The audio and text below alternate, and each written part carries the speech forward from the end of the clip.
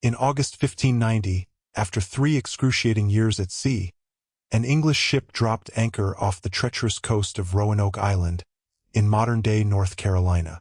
Governor John White stood at the bow, his eyes searching the dense tree-line for any sign of life. On this island, 3 years earlier, he had left behind 115 men, women, and children, including his own daughter, Eleanor, and his infant granddaughter, Virginia Dare, the first English child born in the Americas. He was bringing desperately needed supplies to save a struggling colony. But as his boots hit the damp, sandy shore, he was met not by cheers or tearful reunions, but by a chilling, absolute silence. White and his men moved slowly into the coastal forest.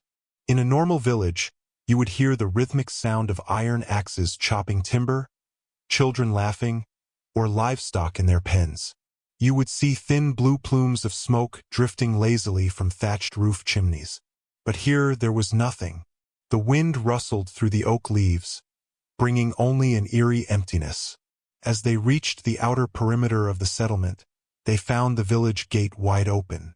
Cabin doors hung loosely on rusted hinges, swaying in the breeze. Tall weeds and thick vines had crawled up the wooden walls, reclaiming the human outpost back into the wild swamp. When John White pushed past the palisade walls, what he saw chilled him to the core. This was not the scene of a bloody massacre. If a hostile native tribe or Spanish raiders had attacked, there would be charred timber, broken arrows, scattered belongings, and human remains. But there was no blood. There were no bodies. The houses hadn't been burned to the ground. They had been carefully, deliberately taken apart, dismantled beam by beam, as if the settlers had packed up their lives with calculated precision. Large trunks filled with White's personal maps and books were dug up from secret hiding spots and looted, scattered across the dirt. 115 human beings had simply vanished into thin air. To understand how 115 people vanished, we must rewind 3 years to 1587. Queen Elizabeth I granted a charter to explorer Sir Walter Raleigh to establish the first permanent English settlement in North America. The goal was twofold: create a military foothold to launch privateer raids against Spanish treasure ships, and establish a profitable colony in the New World. Unlike earlier all-male military expeditions, this trip included entire families: farmers, blacksmiths, carpenters, women, and children. They were meant to build a community, a town named the City of Raleigh. But from the moment their ships set sail from Plymouth, bad luck stalked the expedition. When the settlers arrived at Roanoke, the environment was brutal. The soil was poor for crops, local fresh water was scarce, and relations with nearby native tribes were already strained due to previous English violence. To make matters worse, their naval captain abandoned them at Roanoke instead of taking them further north to the Chesapeake Bay as planned. Realizing winter was approaching and supplies were dangerously low, the colony made a desperate choice. They begged Governor John White to sail back to England alone and return with food, tools, and reinforcements.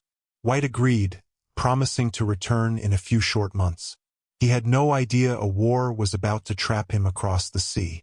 When John White landed in England in late 1587, he found a nation in panic. King Philip II of Spain had launched the massive Spanish Armada to invade England. Queen Elizabeth ordered every single English vessel impounded for naval defense. No ship was permitted to leave port. For 3 long years, John White was forced to watch from the cliffs of Plymouth, knowing his family was starving on a wild continent thousands of miles away. By the time the Armada was defeated and White finally secured passage back in 1590, 3 precious years had slipped away. 3 years of silence. Back in 1590, as White searched the silent ruins of Roanoke, he remembered a crucial agreement. Before departing for England, he had told the colonists that if they were forced to abandon the island due to starvation or attack, they must carve their destination onto a visible tree or fort post. Furthermore, if they left in distress, they were instructed to carve a Maltese cross above the name. White searched every inch of the Palisades. There was no Maltese cross, no sign of emergency, but carved into one of the main wooden entrance posts, in bold, crude block letters, was a single cryptic word, CROATOAN. On another nearby tree, the letters CRO were scratched into the bark. CROATOAN was the name of a neighboring island 50 miles south, now known as Hatteras Island, home to a friendly native tribe led by a chief named Manteo. White felt a surge of hope. The absence of the cross meant they had left voluntarily, likely relocating to CROATOAN Island to live with their allies. White rushed back to his ship, eager to set sail south immediately. But the Atlantic Ocean refused to yield. A violent hurricane slammed into the coast, snapping anchor chains, damaging the ships, and driving them out to deep water. Low on provisions and facing a wrecked ship, the captain refused to go to CROATOAN Island. They were forced to retreat back to England. John White never returned to America. He died years later, never knowing the fate of his daughter and granddaughter. 17 years passed before the English returned to North America, establishing Jamestown in 1607. Captain John Smith and later settlers made inquiries with local tribes about the lost colony. The answers they received were conflicting and chilling. Some native leaders claimed that a group of white men, women, and children had integrated into inland tribes, adopting their culture, language, and clothing. Others told dark tales of a massacre orchestrated by Chief Powhatan, who feared English expansion. For centuries, historians, archaeologists, and treasure hunters have tried to separate myth from truth. Today, modern science and archaeology point toward four primary theories. The first, and most widely accepted by historians, is assimilation. Starving, abandoned, and facing harsh winters, the settlers split into smaller groups.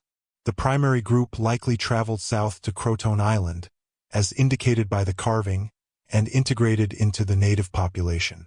In the 1600s and 1700s, European explorers in North Carolina reported meeting Native Americans with striking European traits: gray eyes, light hair, and fluency in written English. In recent years, the First Colony Foundation discovered 16th-century English pottery, sword hilt fragments, and writing slates buried deep within native village sites on Hatteras Island. The second compelling theory involves Site X. In 2012, researchers examined an original 1585 map drawn by John White using modern multispectral imaging. They discovered a hidden, star-shaped fort symbol covered under a paper patch. Located 50 miles inland at the salmon-rich mouth of the Chowan River, this secret fort was likely the colonists' planned fallback site. Recent digs at Site X revealed high-status English pottery, suggesting a portion of the settlers lived there for years. The third theory is far darker. Spanish raiders stationed in St. Augustine, Florida, were actively searching for Roanoke. Did Spanish warships find the colony first and destroy it silently to eliminate Protestant encroachment? For 140 years later, the lost colony of Roanoke remains one of history's greatest unsolved riddles. It stands as a haunting reminder of the brutal fragility of human survival. Those 115 settlers faced impossible choices in an unforgiving wilderness, willing to give up their civilization, their culture, and their names just to keep their children alive. Their story is not just a mystery of lost people, but a testament to the ultimate human instinct: survival at any cost. What do you believe happened to the lost settlers of Roanoke? Did they assimilate, perish in the wilderness, or slip away into the shadows of history? Let us know your thoughts in the comments below. If you enjoyed this deep dive historical mystery, don't forget to hit the like button and subscribe to House of Velorian for more untold stories of our past.